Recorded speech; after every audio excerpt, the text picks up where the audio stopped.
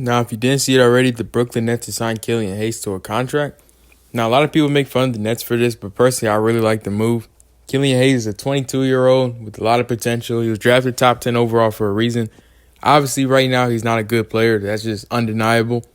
But at the end of the day, he's 6'5", 200, really good passer potential-wise, and a potential to be a really good defender as well. And let's say he does not pan out, and he's been trash, and he ends up trash like he's been the last 4 seasons, then, oh well. Your team sucks anyways. You have two good players on your whole roster in Claxton and Thomas. So if Hayes isn't good, who cares? But let's say he is good on the upside, which I do think there's a possibility that he does break out. Then you have a guy who is going to be part of your future. Potential backup point guard, depending on how good he be. Maybe he ends up a starting point guard for you. And that's not an unimaginable thing. Killian Hayes has potential to be good. There's a reason he was drafted top 10. And if you look at the Nets roster, they don't really have a point guard. They have Dennis Schroeder, who's, I guess he's part of the team for now. But Dennis Schroeder's 1,000% getting bought out eventually. He doesn't fit their timeline at all. Or they might just trade him at the deadline. Either or. He's not going to be on the roster for the full season. We know that. So it's going to be a lot of minutes open for for Killian Hayes. It's going to be a ton of minutes open. They only have two good players, so the rest of the minutes are pretty open.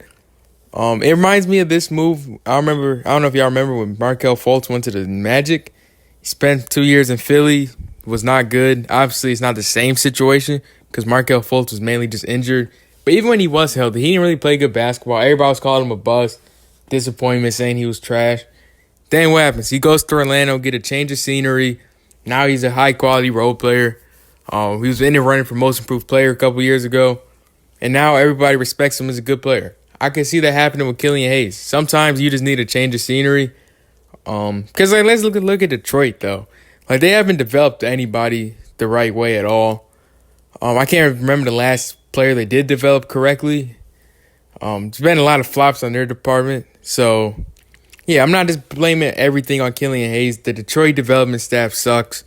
I'm not saying Brooklyn is much better, but Brooklyn hasn't really had much of a chance to develop. It seemed like in the KD, Harden era, they didn't really have that many draft picks. But, yeah, I really like this move for Brooklyn. Comment down what y'all think of this move. Personally, I like the move. Low risk, high reward, sorry. And, yeah, I think Killian has a good player in him. He has potential for sure.